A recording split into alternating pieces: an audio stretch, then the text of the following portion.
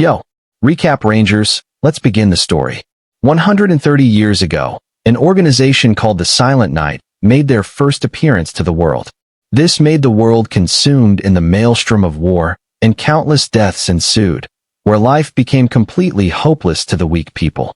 So in order to fend off these evil people, as death and destruction became an everyday part of the world, all the martial masters of the murim came together and formed an organization called the Central Heavenly Alliance.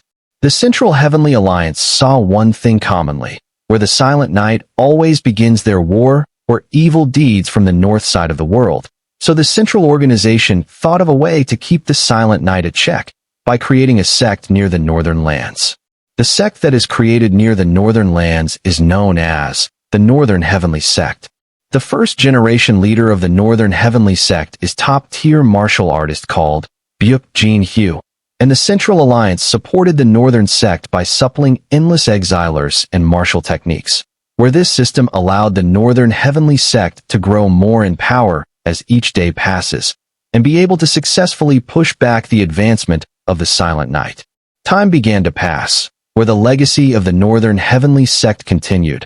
Then the name Northern Heavenly Sect was highly respected, and currently, the fourth generation leader is the one ruling the Northern Sect. As a war is about to begin, the man known as the Great Wall of the North, the Northern Heavenly Sect's fourth generation leader, Jin Mu-Won, and the four great pillars who support him, are ready to clash with the Silent Knight. As the Silent Knight started moving, the Northern Heavenly Sect without any break started the war, and as five great people of the Northern Sect jumped into the action, where a person with his fist single-handedly sent flying tens of martial artists, is one of the four pillars known as the Demon Fist. Then another person by swirling a spear-type weapon made his move. Then by thrusting his weapon into the ground, he created a storm. This man is also one of the four pillars, Tempest Storm. A person with his fox-like eyes swiftly moved between the warriors and thus sliced all of them with his sword. One of the four pillars, the Ghost Blade. As a lot of martial artists surrounded him. No, he is the one who let the martial artists surround him. And by rotating his whip, he slashed all the martial artists near him. He is also from the four pillars, the ruler of Iron Blood. The man stood alone in the battlefield. The leader opened his eyes, and with a single swing from his sword, hundreds of martial artists were all dead, and just by stomping his leg onto the field, he made the entire battlefield tremble in pressure.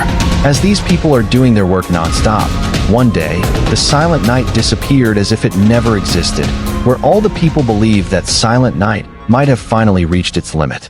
Tears are rolling around the eyes of a young man. This young man is the protagonist of the story, Jin Mu-Won, aged 13 years old. As he opened his eyes, his father, the fourth generation leader, is on one knee, and to his opposition, there are more than 100,000 martial art warriors against him in the Northern Heavenly Sect. The best part is, the opposition party to him is not the Silent Knight, but the Central Heavenly Alliance, where these 9 figures are called 9 Skies, who are untouchable figures who ruled over the murim world.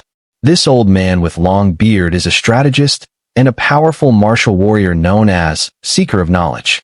This person states that the Northern Heavenly Sect has betrayed the Central Alliance, so he questions as to why the fourth generation leader did this.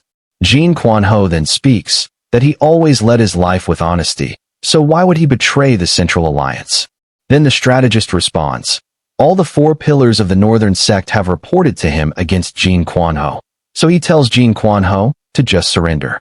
As the leader looks to his left side, the Ghost Blade and the Iron Blood are looking at somewhere, and when the leader looked to his right side, the Tempest Storm and the Demon Fist are also avoiding the leader's gaze. The leader then sighs down by getting disheartened that his most trusted subordinates have betrayed him. He is unable to comprehend the reason for them to do this. Just when the leader thought that he became completely alone in this world, since everyone had betrayed him, he remembered that his son is only one who stood behind him, where he is happy to see this moment. The leader realized he can make his way from all these powerful martial rulers and the 100,000 martial artists with sheer power, yet he couldn't guarantee that they will leave him and his son peacefully. So he declared by shoving his sword deep into the ground where the ground is vibrating just from that small move, he announced that he will act according to their wishes. All the nine skies who thought of themselves as the strongest rulers are having only a single thought in their mind, that the internal energy of the leader is not something that they can engage as they wish, on which as long as the northern heavens exist, the nine skies will not have their control over the main lands of the murim. Then the leader declared, "Starting from today onwards, the Northern Heavenly Sect shall disband. The disciples of the Northern Heavens must find a new home elsewhere. This shall be the last order given by me, Jin Mu-Won, as the leader of the Northern Heavenly Sect." However, in return for this, the leader told the nine skies to leave his son alone, because his son had lost his mother at an early age, and he grew up in these barren lands without any training at martial arts. So he tells the strategist to promise him about this deal. The strategist knew that there will be no gain for them if they disagree to this, so he promised according to the leader's wishes. As the leader looked at his son for one last time by calling his name, Jin Mu-Won is looking at his father with his eyes stunned. His father requested Jin Mu-Won to forgive him.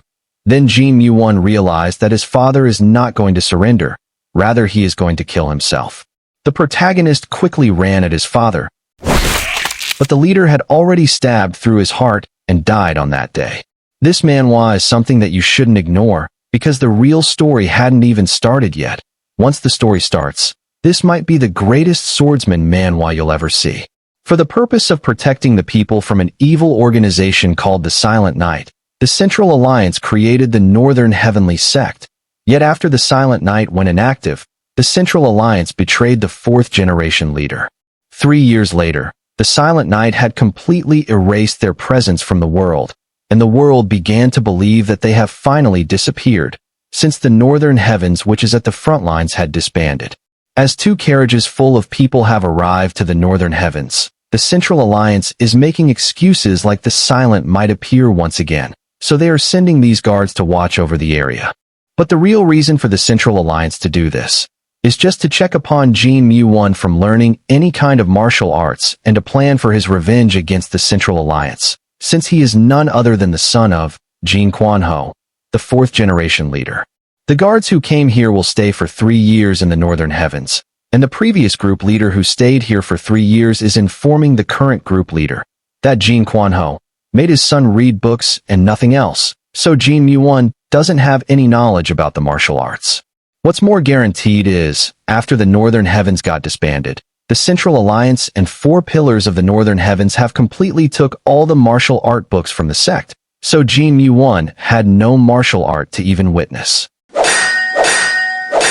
Then one day, Jin Mu-Won started learning blacksmithing, since he needs to do something when he leaves the Northern Heavens after turning 18 years old.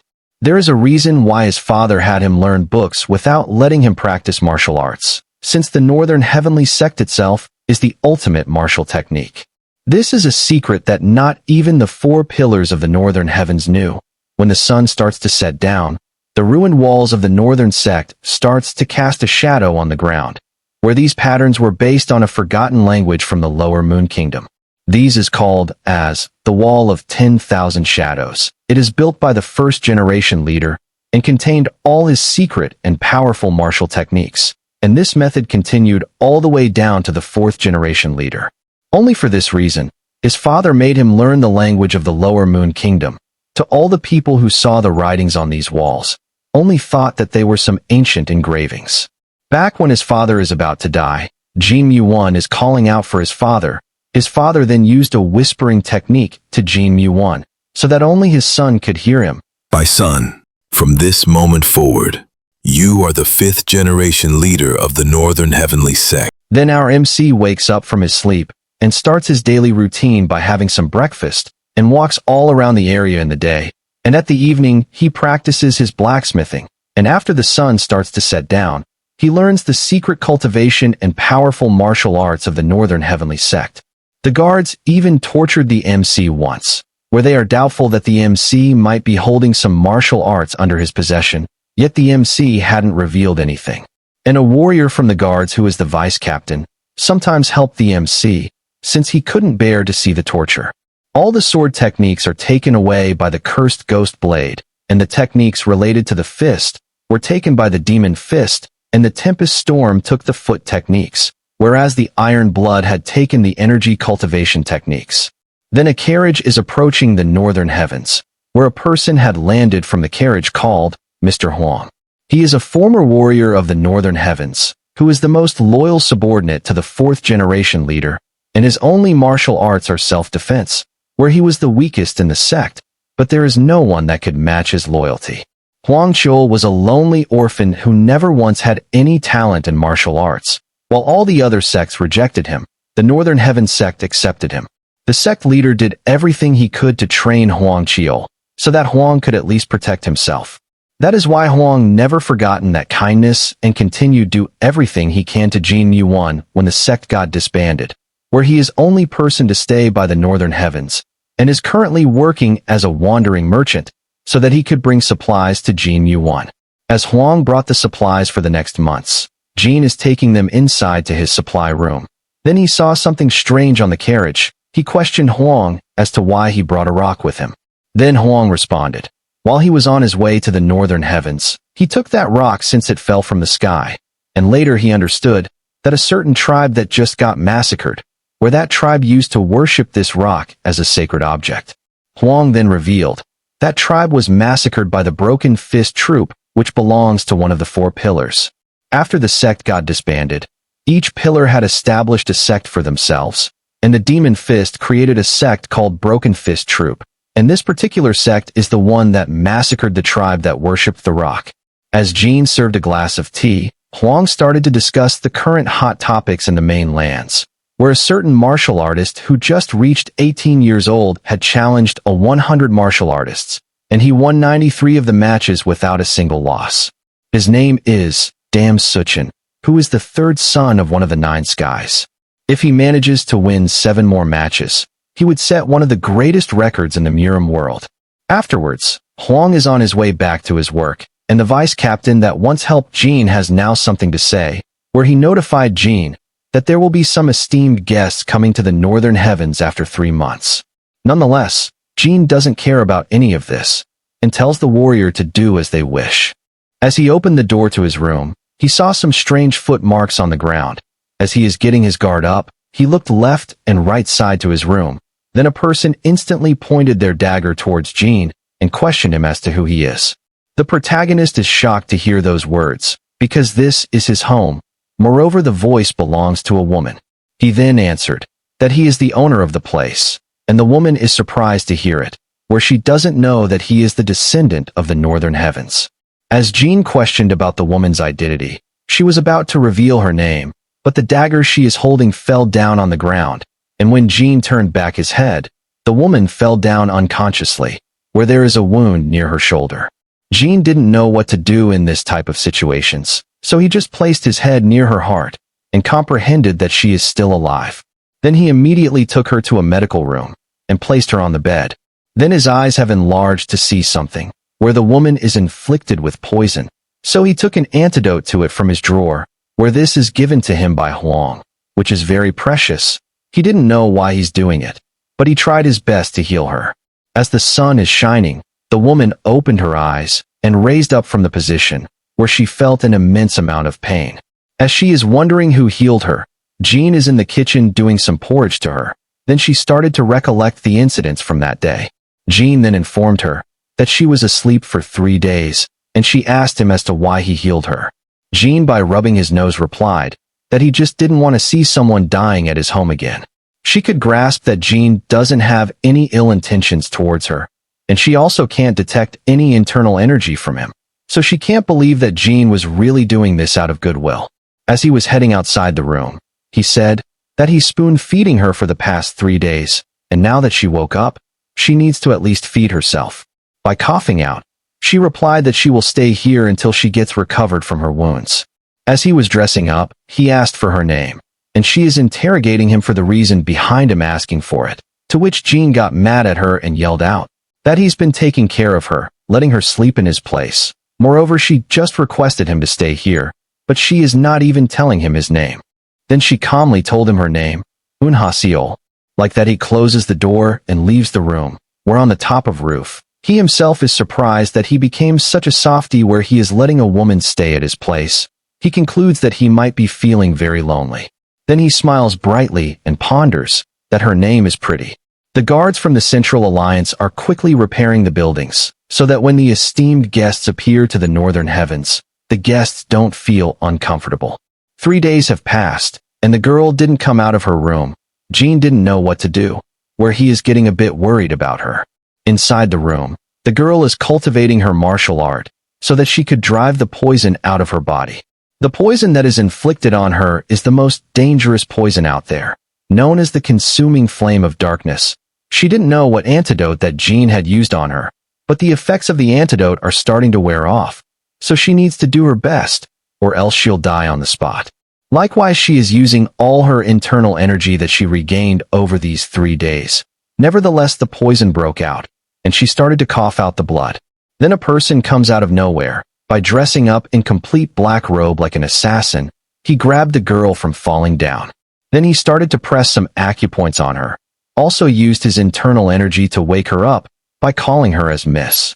Slowly the girl is starting to utilize her internal powers by focusing on the wound. Then the nerves on her hand have swollen, and the blood that is filled with poison slowly removed from her hand, and her nerves also settled down. The assassin appraised her. If he were to be a little late, then the girl would have lost her life. His name is Saryong, who serves the girl and her master. He is apologizing for his sloppiness, that he should have come found her quickly, but he never thought that the girl would be hiding in the place that he's never thought of. The girl didn't care about the assassin's apology, since they were ambushed at that time, and if it weren't for him, she would have died just now. She puts into question as to why the assassin hadn't went to check up on her master first, and the assassin stated that her master is someone that doesn't need one's help to begin with, so she can stop worrying about her master. The assassin reports that this isn't the right time to move, so the girl needs to stay here for the time being, where the assassin will now go look for the master and comes back when the time is right. As Jin is mastering his blacksmithing as usual, he looks to his left and right side to see if anyone's here. Then by closing his eyes, he starts to sense the area around him, where he felt no presence near him. Then by comprehending that there is no one nearby, he quickly headed to the sword stand, and by taking a sword, he took a sword stance. With just a single swing from his sword, nothing happened. Then he placed the sword back to its place, and headed outside the room, that this much training will be sufficient for today. However, outside the building, the entire fog had severed by that sword swing from the protagonist. Now both the girl and Jin are having a meal, and the girl just questioned that if Jin isn't curious about who she is. To that question Jin replied, he had a gut feeling that if he were to know her true identity, he wouldn't be able to treat her as he is doing right now. Jin has now almost memorized 90% of the techniques that are inscribed on the walls, where the sole purpose of each technique is to kill. He is doing his swordsmanship training daily, and the girl on the other side is cultivating her martial arts. Then he is wiping the sweat on his face after blacksmithing. He is suddenly startled to see the girl sat down next to him, and she just told him that she is here for a while. Then she states that she is hungry, so Jin needs to serve her some food. He just straight away yelled at her that she is being here for almost 3 months and still shamelessly asking for more food. Yet she just tells him to just feed her some food because she is hungry. Then a few people have arrived to the Northern Heavens with more than 100 guards, where these are the esteemed guests. The boy named Shim Won Lee and the small girl named Shim Sua are the son and the daughter of one of the 9 skies, and the other woman named Hyryung is the granddaughter of one of the 9 skies, where she is the granddaughter of the strategist that made the oath. Then the head warrior has tiled his head to see if there is anyone to welcome the guests. Then the guards from inside the Northern Heavens have come to greet them. The captain of the guards bowed his head and welcomed the guests, and they are heading inside the sect. The big sister is saddened to see the Northern Heavens in this state, whereas the big brother states, that is how the world functions, where if one loses the strength to uphold, they'll just die. Likewise, Jin and the girl have come across them on their way, where both the head captain and the vice captain are shocked to see a girl beside Jin that they haven't saw until now. The descendants of the 9 skies are waving their hands at Jin, where they slowly started to introduce themselves one by one, and Jin also introduced himself, and the girl beside him as his cousin. The head captain is scolding the vice captain to do his work properly, and the vice captain apologized for his incompetence because he was too busy in the construction process. Now that the introductions are over, the head captain is taking the guests inside the sect, and at night, the big brother is discussing with his guard that he plans to rule over the world, yet the current Nine Skies won't let him do so as he desires. So he is planning to make a name for himself and to start his foundation from the northern heavens. As the protagonist is blacksmithing, the big brother had greeted him without even informing Jin about his arrival. Jin is bewildered to see this, because he hadn't sensed when the big brother came here. The big brother compliments Jin that even for someone who hadn't know of anything about martial arts is holding himself well in the heat. He then takes a blade from the stand by asking Jin's permission, so he is surprised to see this fine blade without any dents.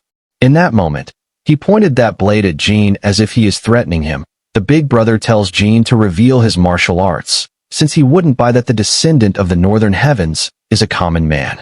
Jin is confounded in this dilemma. He couldn't figure out the intentions of the big brother, that if the big brother is really trying to kill him, or just pretending to figure out Jin's martial prowess.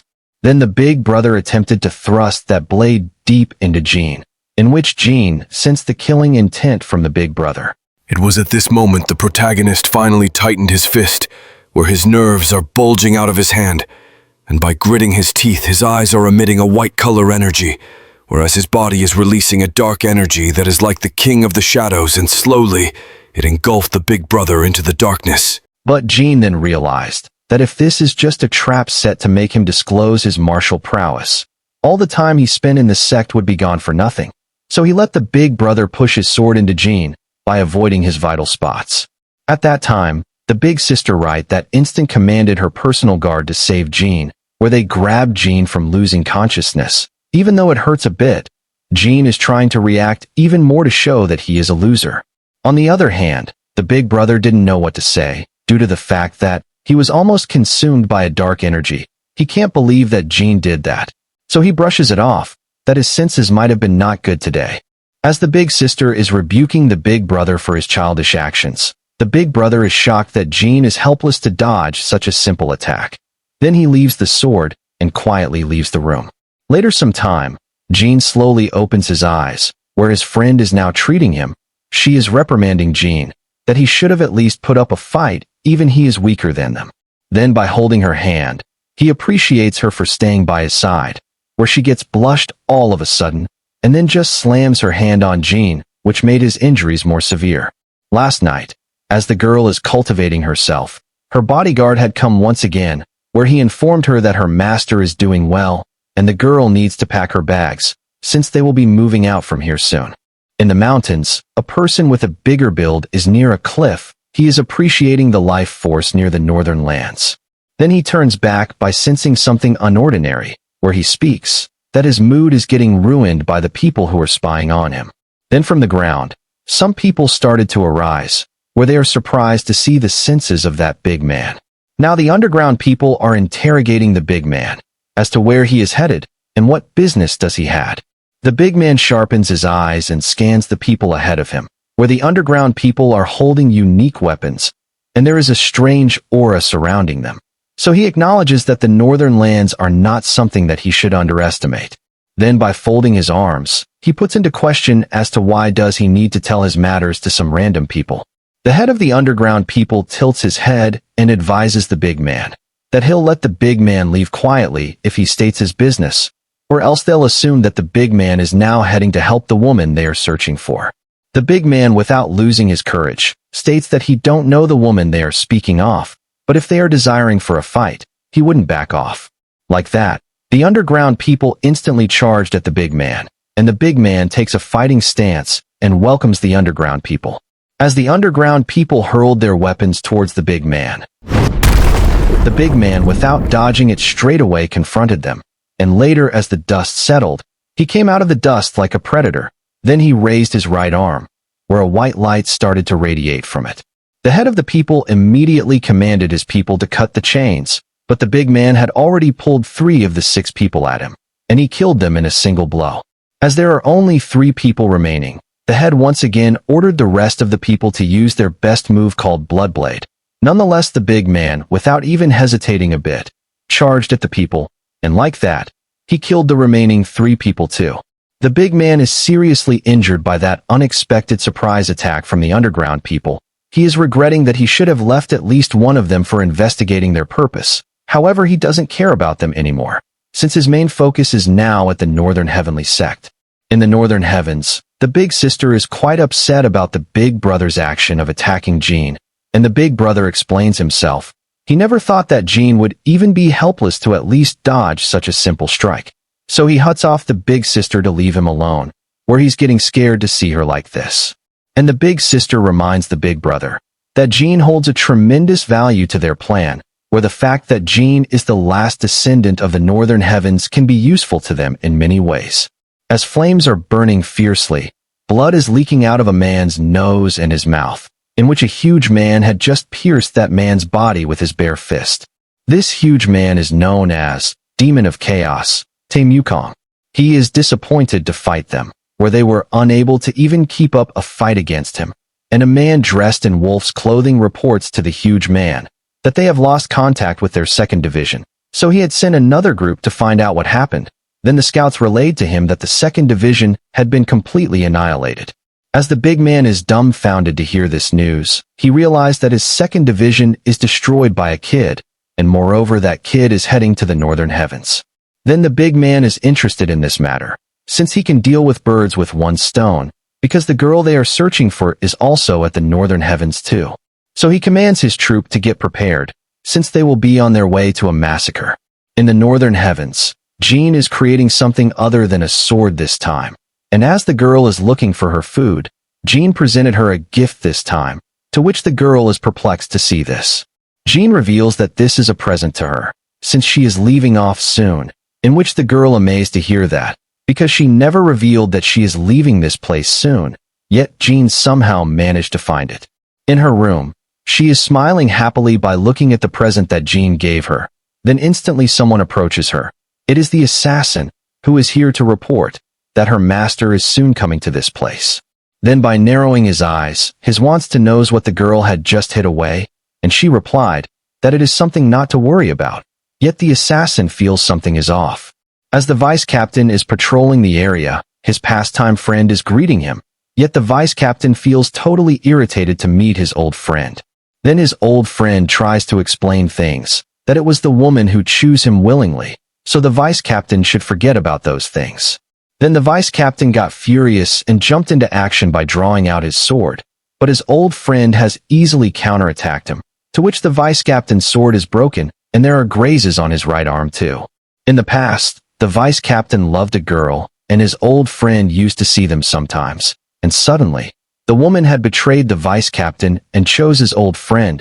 By that strong betrayal from the woman he loved the most in his life, tears are falling like a waterfall.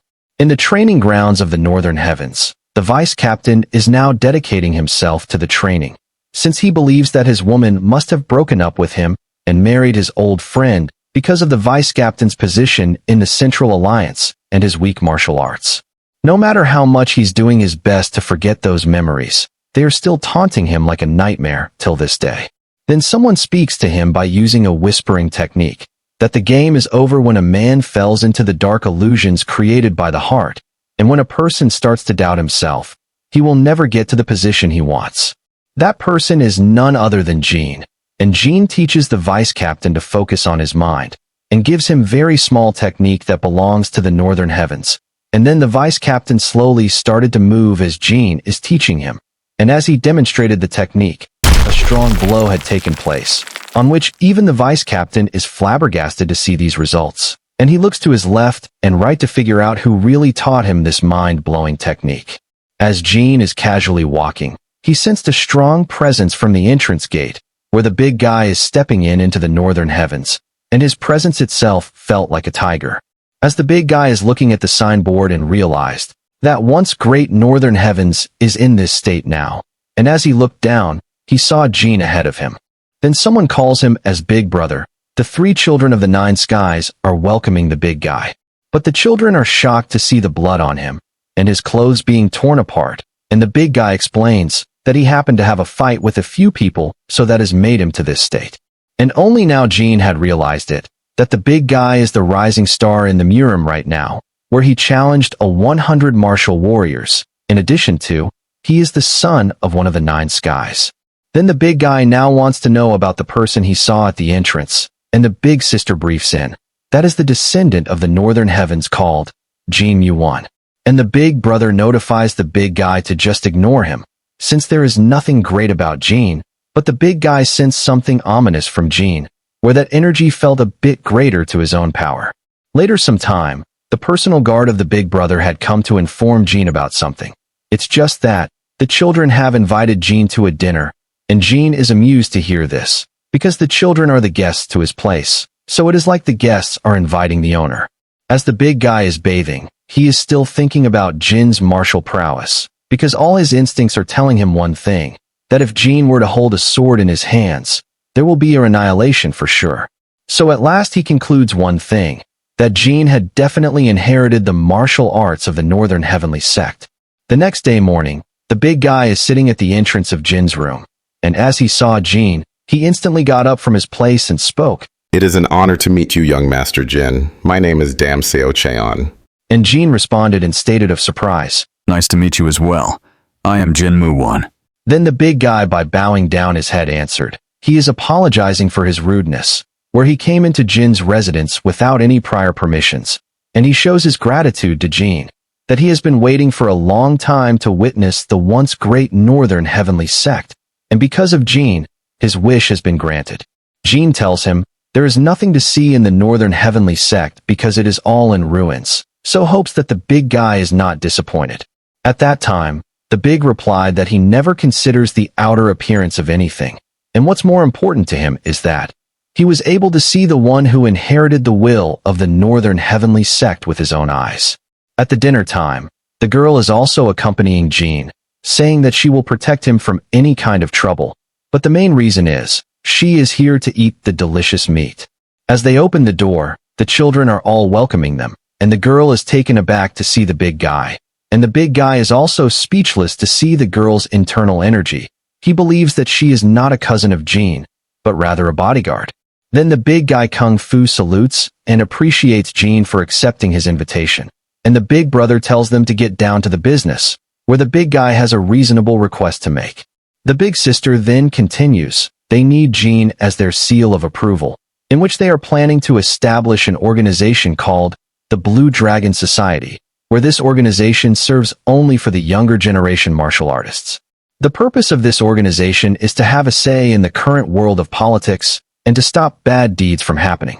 Jin then asks as to why are discussing this at the Northern Heavenly Sect, and the big sister knows that the older generation martial artists are disapproving the younger generation martial artists to form a group, so that is why they are doing this in the Northern Heavenly Sect. Outside the sect, there are 2 guards who are on duty, and they are chit-chatting with each other. In that moment, a huge shadow falls upon them, and when they turn their head back, their eyes have widened to see that person. Then right that instant, the vice captain sensed something is wrong. So he had blown a unique whistle, where one side had responded back with the same whistle, and other side did the same thing, but one side hadn't responded anything. So he alerts the warrior beside him that there might be problem at the northwest entrance since they hadn't responded to his signal. Then the vice captain rapidly moved towards in that direction to find out what happened, and the other warrior is startled to see the vice captain move so fast, where he comprehends that the vice captain's martial arts must have developed. And the other warrior then slowly reached to the northwest direction. Then his eyes have pooped out of his face, and he on the spot vomited the food he eaten by the glimpse of the 2 warriors getting brutally chopped off to pieces, where some of their body parts have been completely smashed to the point where one couldn't have distinguished them properly. As the dinner is over in the northern heavens, the big guy wants to speak with Jin something in private, and at the same time, the big sister inquires the girl if the meal is to her liking. The girl straight away tells them to stop tormenting Jin anymore, and the big sister looks at her with a villain-like look. And now the little sister come to the chat, where she tells the girl that she is one who is burdening Jin more than them, since she is the one who's receiving more hospitality from him. As the girl is looking at the little sister's rude behavior, she felt an ominous presence from the entrance, and she looked back at the window, She understood that the person who made her and her master to that miserable state is near the northern heavens. In the balcony, the big guy is here to make a selfish request to Jin. It is just that he wants Jin to join the Blue Dragon Society, so that they could change the world together, and before he could even finish his words, the both of them have felt a strong murderous intent. And a person has landed in the northern heavens, and the demon is here to take the girl and to kill the big guy. The guards of the Central Alliance are attempting to stop the demon from rampaging, so they all have jumped at the demon. Yet the demon simply took them down by only opening his shirt. Then he saw a star shining at him. And the big guy now set foot into the battlefield, and the demon laughs out loudly by realizing who the big guy is, and the big guy also grasped that this demon is the head of the underground people that he fought before entering the northern heavens. So by witnessing the martial arts of these people, he can figure that these martial arts doesn't belong to the mainlands, which can only mean that these people are from the Silent Night. The demon is surprised to see the happiness in the big guy rather than fear when he learned that they are from the Silent Night. Inside the main building, the old friend of the vice captain is warning everyone to evacuate right away, and all the members inside the room are having tremors just from his words, where the girl is shuddering in fear since she knew how powerful that demon is. Then Jin places his hand on her shoulder and relieves her that fear won't solve the problem. Additionally, they are now completely surrounded by the wolf people. Then the girl takes out her hairpin and prepares herself for the battle. And on the outside, the big guy takes a fighting stance, and he straightaway rushed at the demon, where the demon is unable to see from the white light of the big guy, and big guy just tightened his fist and gave an uppercut to the demon by using his mighty force. And within a moment, he struck the demon at his chest, and the big guy ran so fast that he reached the back of the demon while the demon is still in midair, and gave another powerful blow with his hands, and now continuing the blow with his barrage of attacks. Correspondingly, the demon is crushed to the ground, where all his hands and his body parts are twisted. The big guy stood completely exhausted by using all his powerful moves consecutively. Then he turns back and moves towards the main building to kill the rest of the underlings of the demon. But at that moment, he heard strange sounds of bones getting cracked and popped. And to his back, the demon had raised from that crippled state, and sweat is pouring down from the big guy's face. Then he looked back with unbelievable eyes, where the demon's body is slowly regenerating itself back to how he was. Then the demon uses a move, where the air became black, and is swirling itself by his internal energy. Then as he used that move against the big guy evaded it in an arm's breadth, but the demon is already above him, and he used the same move from above the big guy, where the ground had completely shattered to pieces. The big guy is now on his deathbed, and the demon lets the big guy to live, because he enjoyed fighting the big guy, so he wants the big guy to train even more and to find the demon when he is powerful enough to entertain him even more. Nevertheless, the big guy grabbed the leg of the demon, and the demon just kicked him in the face to make him fell into unconscious. Then a girl from the demon's backside is yelling at him to stop doing this, and as the demon turned his face, the little sister is thinking herself as some great queen, where she is trying to threaten the demon by mentioning her father's name and how strong the Central Alliance is, where the big brother hadn't noticed until now. That sister is right in front of the demon. The demon just swinged his hand on the little sister, to which the little sister is obliterated into pieces, that even her remains cannot be found anymore. The big sister is completely traumatized by this, and the big brother shouts in anger at the demon, where he just launched himself at the demon, and the demon just used the spin attack on the big brother as well to send him off flying. The big sister is bewildered of this situation, since the long-disappeared Silent Night has once again made their entrance. This news alone could turn the whole murim into chaos, so she strategized a way to escape from this circumstance. She commanded her guard to just grab the big guy and the big brother, and to quickly leave this place as fast as possible. Then the both of them just ran away from the main building, and the head guard is trying to stop the wolf guys. Outside the main building, the big brother's arm is twisted by that brutal force, and the big sister is now using her grandfather's power to create an illusion and to trap the demon within it for at least 5 minutes, so that they could escape from here without the demon noticing them. Jin, watching this scene from inside the main building, has discovered that the children who talked about the Blue Dragon Society has just abandoned him and the girl. The demon is now in an illusion, where all he can see is white only, and from his behind, the big sister and her guard are taking the bodies of the big guy and the big brother. Inside the main building, the head just gave his life to protect the big sister, and Jin came to understand that the head guard had just died a dog's death, since his owner had abandoned him. The demon at last used his power to break the formation, where only 2 people are remaining at his sight, and since his main purpose is the girl, he is happy to see that she is still here without running away. At that time, the demon used his spin attack with both of his hands, where the entire main building is doomed to pieces. And as Jin is slowly opening his eyes, there is a person ahead of him, who is in the mid-air, in which the girl's hair had completely turned into white color, and Jin instantly recognized as to what the girl's origins are. There is a person in the Silent Night who has a white hair, and that person is called the Witch of the White Night, and she is one of the 4 masters who supports the commander of the Silent Night, where all 4 masters are stronger than the 9 skies of the Central Alliance. So Jin perceives that the girl who he is treating all this time belongs to the Silent Night, and she is the disciple of one of the 4 masters. The demon is laughing to see the girl using her ultimate move, and the girl wanted Jin to leave while she is holding the demon, and Jin has already left the place before she could even tell him. Then the demon used his move against the girl, where the girl is happy to see Jin left the place before things could get intense, and a huge blow had taken place by that attack. As the dust is slowly settled, the demon caught the girl with his hands and is threatening her that he'll her kill in the most painful way, so that he can enjoy himself as the girl is crying out for her life. Moreover, he is stating that the girl is a foolish one, since she tried to give up life to protect Jin, but Jin had already abandoned her without a second thought.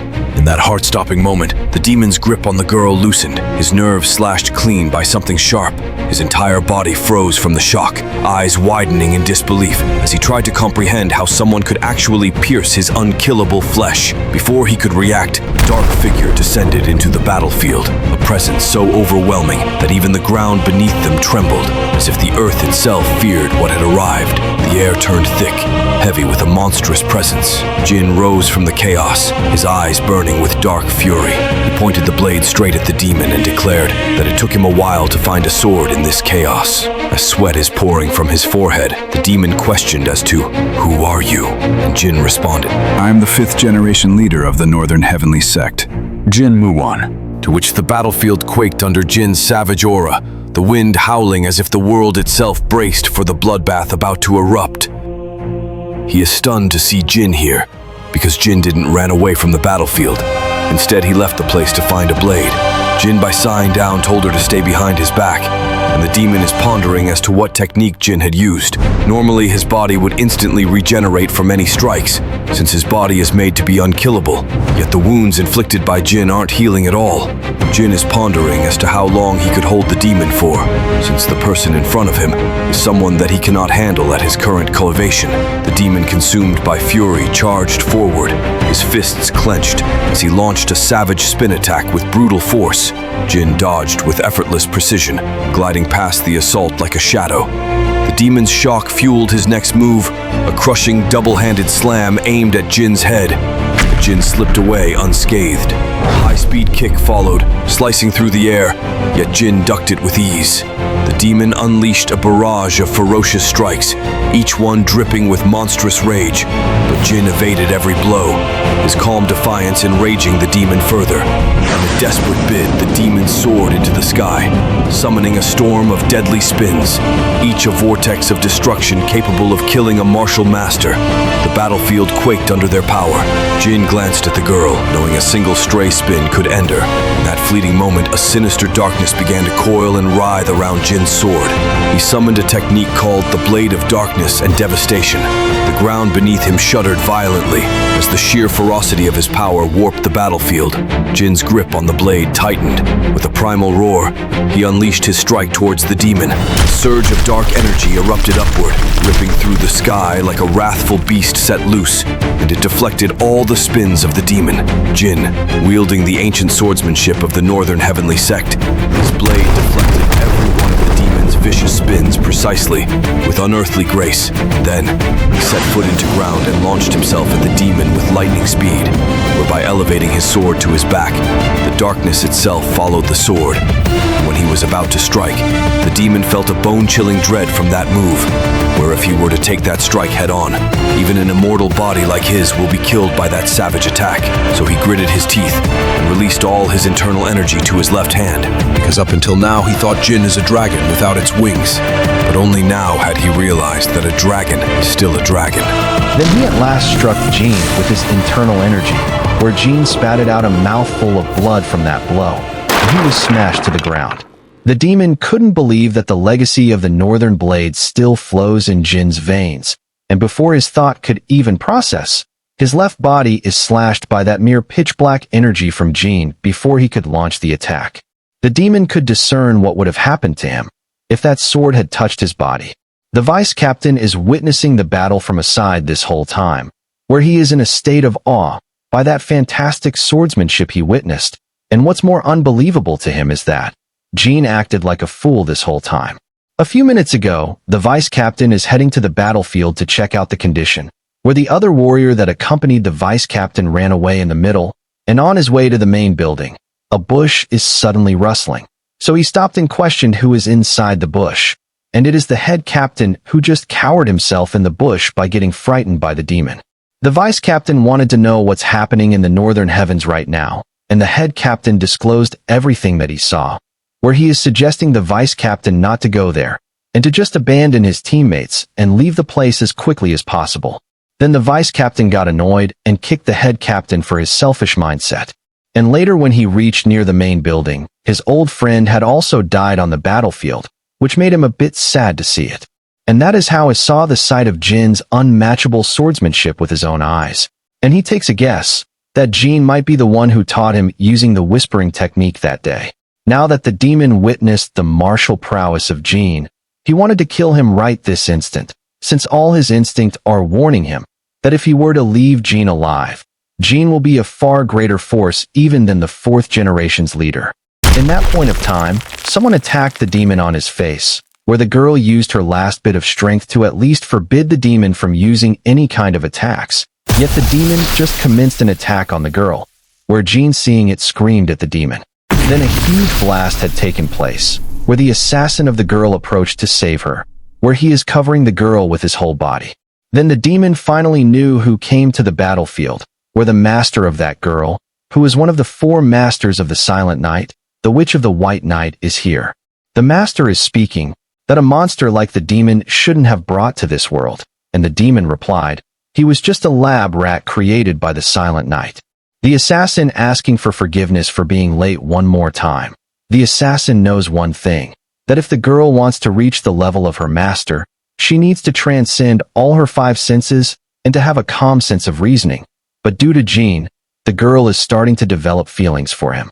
The assassin believes that the most dangerous people in the murim are the ones who hide their inner abilities like Jin. Furthermore, Jin is the mortal enemy of the Silent Night, where Jin is the future sect leader of the Northern Heavenly Sect, which is archenemy of the Silent Night. So by taking out his dagger, he plans to eliminate Jin right here, so that there will no further nuisances to the Silent Night. Then the girl grabs the assassin and tells him to stop his reckless actions. She explains that Jin has nothing to do with this, due to the fact that she is one who came here and has settled for months without his permission. Then the assassin wants to clarify that Jin might be a potential threat to them in the future, so they need to kill him here when they are having the chance. Anyhow, the girl grabbed the assassin's cloak even more tightly and told him if he wants to kill the person who just saved her life by risking his life. So then the assassin gave her an antidote to heal her injuries, and the demon and her master are now fighting with all their might. Yet the demon couldn't move as fast as he could, because of the wound that he received from Jin, which isn't healing at all. Then the master notifies him, the last time the demon had ambushed her when she let her guard down, because under normal circumstances, the demon's moves won't do anything against her. The master then used a move called Moonlight Rotation, and the demon has executed his spin blow, where the destruction made the audience unable to spectate what is happening. Subsequently, Jin started to open his eyes, where the master is standing in front of him, and he swiftly got up from his position and is looking at his surrounding to check if the demon is dead. And the master informed him that the demon had fled in the midway, and she is now planning to kill Jin, because she never thought that Jin is holding back his powers to this extent. Then she began gathering her internal energy to eliminate Jin, and the girl then halted her master's movement, where she explained that Jin is someone who she is indebted to. So this is first and last time requesting his master, where she always listened to her master without questioning. So this one time, where she bowed her head to the ground and begged her master to leave Jin alone. Then her master remembered some flashbacks of an incident, where someone used to cry and beg like that on top of a cliff. So she accepted this request of her, but the girl must learn the final technique of the White Might's formation, and she accepted that she will do as her master wishes. Then she handed over the medicine she received from the assassin to Jin, just like how Jin gave her the antidote he received from Mr. Huang. By devouring the medicine, he is feeling bad for showing such an embarrassing side of himself, where the girl then embraced Jin by mentioning that she have to get back to her place now. As the silent people left the place, Jin is swearing upon the heavens that he will get so stronger that until his name reaches throughout the world as the 5th generation leader. And from behind a rock, the vice captain is dumbfounded to see this spectacle, where he really got goosebumps, that never in a million years had he expected Jin to have mastered swordsmanship to that extent. He fathoms that the Northern Heavenly Sect's legacy has been successfully passed down to Jin Mu-Won. As Jin got up from there and is moving on, the vice captain is thinking what Jin will do now, and Jin told the vice captain to kill him right now, or else he wouldn't have that chance again. And the vice captain's face became roasted, because he thought that Jin hadn't figured out his presence. After a few days, the vice captain masked his face and piled up the corpses of the battle from that monstrous fight, where he ignited them, and burned every single corpse to remove traces of the battle completely.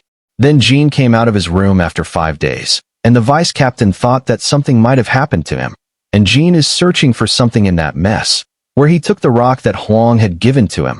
Then he wrapped the rock in a cloth and tied it to his back. The vice captain understood that Jin is finally leaving the Northern Heavenly Sect, where Jin replied that he needs to leave it to avoid facing problems. The vice captain is believing that soon the Central Alliance investigators will come to this place and figures out about that demon and the reappearance of the Silent Knight.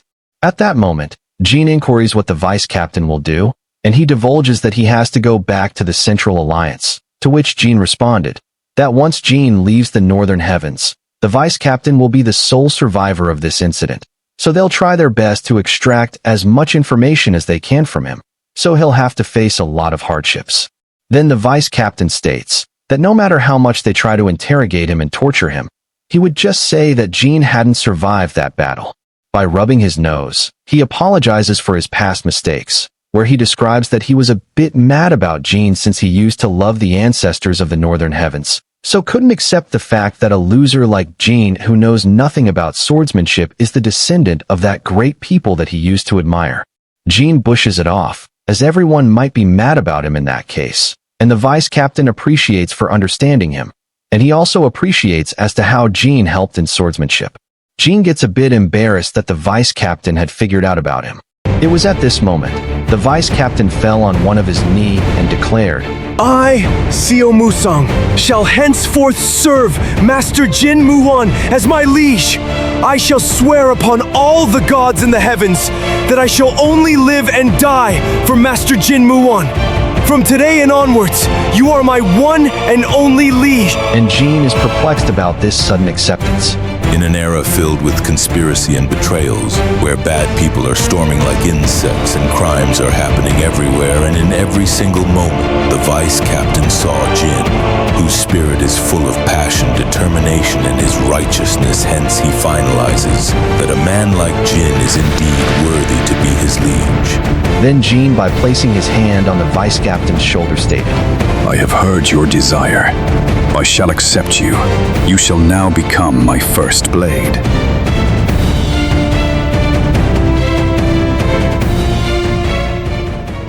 As they are burning every trace that they could find, the 3 people are watching it intensely, where Uncle Huang has returned to Jin since 3 months have passed from his past arrival.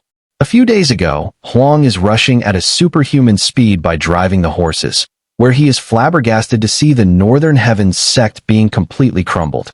He puts into question as to what happened here, and that he heard news about the descendants of the Nine Skies' arrival to the Northern Heavens. So he guesses that the descendants' arrogance must have caused this mess. Then Jin clarifies that the reappearance of the Silent Night had been the cause of this, and Huang doesn't need to worry about it. Then Huang and Jin are leaving the sect together, and the vice captain bows his head and prays for his lord's safety, where Jin replied that he doesn't know how long it will take for him to meet him again. And the vice captain responded that even if it takes a decade, he shall await for his lord's return. Then Jin tells the vice captain to care of himself until then, and he replies not to worry about that. The both of them are now imagining the first time as to how they met, and Huang said his goodbye to the vice captain, where he wishes for their meeting to be soon. In that manner, Jin has finally left the Northern Heavens and set his soul deep into training from here onwards, where the vice captain comprehends that Jin will become a monster that no one can even fathom. Like that, he sits down on the ground by cross-legged, and after a few days, more than 200 horses are rushing at the Northern Heavenly Sect, where the vice captain is still in the same position. Then a horse holds back in front of the vice captain, where the leader of the warriors interrogates as to who the vice captain is, since they heard that the Silent Night has made a reappearance. The vice captain recognizes the person as the general of the Western Stronghold. Then he takes out his identity tag out of his kimono and introduces himself as the vice captain. The general then asks where are the other people, and the vice captain reveals that he is the only survivor. So the general inquiries about the descendant of the Northern Heavens, and the vice captain answered that Jin is most likely dead, and the general probes him if he did confirmed it with his eyes, in which the vice captain replied that the last time he saw Jin was trapped in a burning room, so it was impossible to check if Jin is able to escape or not. The general hadn't completely believed his words, so he plans to find out about that after the interrogation starts taking place. The general then commenced his group to start securing the bodies even if they have burned in fire, and as the vice captain is getting tied up, he believes that the interrogation will begin with the Silent Night's reappearance. Then they will question him about Jin, so if he was to proven innocent, he'll be able to rejoin the Central Alliance, and if not, he'll have to rot in prison until the end. And no matter what happens, he wouldn't reveal even an ounce of information about Jin, so if he were to be suspected even then, he places all his hopes on his lord from there on. The general is shouting at his group not to let go of a single evidence, and to find everything pertaining to the Silent Night. The vice captain knows that no matter how hard they try, they won't be able to find out anything. At some mountains, both Jin and Huang have arrived after days of travel, where this particular mountain is a private place of the Northern Heavens, and not even the Northern Heavens cult members knows about this mountain, where this information is limited to a few people only. Huang questions if Jin is really planning to stay at this place, and Jin replies that this is the best place for him right now, as he is going to be completely immersed in training martial arts here on. He is considered dead to the world, and people will have doubts at first, and later, that will all soon disappear. Huang tells him that he will bring food and other supplies to him for every 3 months, where Jin is incompetent of repaying the kindness that he is receiving from Huang, where right after his father's death, Huang is the only person who has been helping him in every possible way by bringing in supplies every 3 months. In this Rocky Mountains, he is commencing his training to become the top of the world. The White Dragon Merchant Group, one of the 10 great merchants in the nation, where their wealth is able to make even the imperial family to heed their demands. They have numerous branches spread all over the mainlands, as such that every branch holds tremendous amounts of influence in the area, so there is no branch that can be considered as a headquarters, since every branch is big enough like a headquarters. But there has to be a place like a main branch to discuss important stuff, so they place their main branch in an orchid district. Every single main politician or businessman in the Orchid District has connections with the White Dragon Merchant Group, and the one who founded this is a retired lady named No Tete. However, this is the first time in so many years that had she attended a summit meeting since there is something important to discuss. This woman is the lady's youngest daughter, Yoon Seoin, who is pondering about the meeting's agenda since her mother herself, who hadn't made appearance for a long while, has attended this meeting. This man is the lady's eldest son, Yoon Hyo-myung, where he is the current head of the White Dragon Merchants, where he cares about the merchant group more than anyone else. The lady then starts the meeting, where she discusses that the situation in the southern side isn't looking good at all. This southern side is not a location that one could easily manage, so 7 years ago, the White Dragon troop wanted to withdraw from there. Yet one person ceased their withdrawal, continued the business, and laid foundation without a problem. This person is the third son of the lady, Yoon Jae-myung, who manages the southern side. He tells his mother that if there is an issue in the southern side, he will head over there ASAP to solve it. But the big brother recommends not to do that, since loss is something that is common in business. And if they were to send the third son over there at a time where information is completely unknown, it would only increase the losses even more. Then the third son responds that he knows about the southern side too well, so he'll take of it soon without any losses, since he was the one who established a foundation when everyone wanted to withdraw.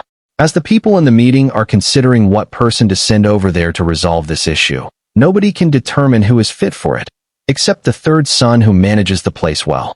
Then the lady speaks if the third son really wishes to go there where even the information is completely unknown, and the third son replied that he must have to go in there to resolve it peacefully without any issues. Then the lady asks as to whom the third son is going to take with him, and he replies that he'll be taking the deputy guards and other powerful forces with him. Then the lady tells one more person to take with him, who is none other than Mr. Huang. The third son questions if his mother is speaking about the bodyguard Huang, who once used to be in the Northern Heavens, and the mother nodded with an agreement at him, that Huang is trustworthy person in case of emergencies. Like that, the mother dismisses the meeting and commands the first son to send bodyguard Huang to meet her right now.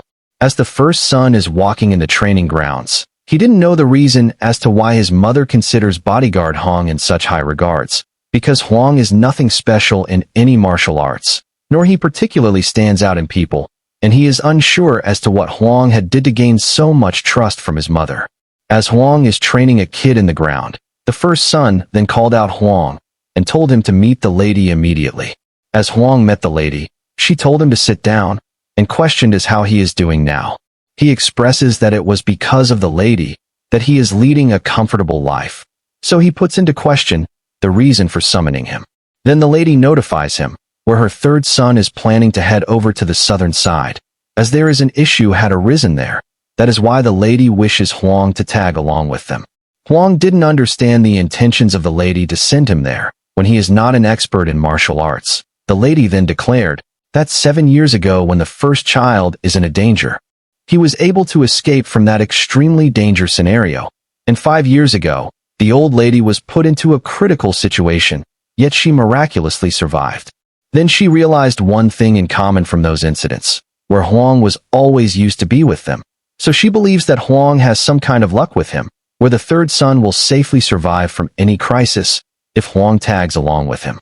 As Huang is now going to Jin's place before he gets back into the duty, Jin has grown taller from last time, and as he is taking the branches for fire, he kept them down on the ground, and there are sword pieces fallen on the ground too, and Huang has arrived to meet him.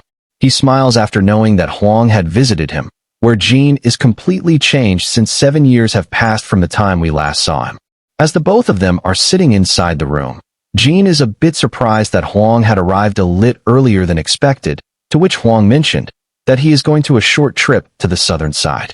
Jin inquires if something bad had happened, and to confirm him that this is nothing serious, and Huang stated that it is a bit dangerous this time, so he couldn't confirm it is safe, but he can affirm that if something bad happens, he is capable of protecting himself. Nevertheless, he is intrigued about the blade that is placed inside the room, and Jin divulges that blade is made up of the stone that Huang gave him, and just as they anticipated, that rock is not a normal one, where it took him several years to tame it. Huang responds that blade gives off a sinister vibe. Then he starts his journey back to the White Dragon Merchant, where Jin expresses that he is still feeling a lot of gratitude and sorry for how much Huang is helping to him, where Jin couldn't repay the kindness back to him at all. And Huang states that he will be back in 3 months, and tells Jin to stay healthy. Jin is a bit concerned about Huang, and Huang tells him not to worry so much. Like that, Huang moves on his way. 3 months have passed, and Huang didn't appear like he said. But Jin waited by believing that nothing wrong could have happened. Where another 2 months have passed, yet Huang didn't return. Jin knows about Huang too well, in which Huang would never break a promise. So he concludes that something must have happened to Huang. Then by opening his dragon-like eyes, he grabbed the blade's hilt, where all his veins are bulging out of his hand. And as he stood in front of the mountain where there are sword marks of him training here, the shadow energy starts to flow around him, and with a single strike from his sword, the whole mountain that he trained for the past 7 years is now blown away by his rage, which there is nothing to be seen where it is eradicated from the existence. The best part is that Jin had blown the entire mountain without even drawing his sword out of the scabbard. He then sets his journey. No matter where you are, Uncle Huang, I will protect you from any kind of trouble. This is just the beginning of the story. The real story starts from here onwards. So if you want more recaps like this, or you want me to make a certain manhwa with intense storytelling and editing, comment in the comment section. And until then, watch over my other recaps and subscribe to my channel, or you might never see me again. Thanks for watching.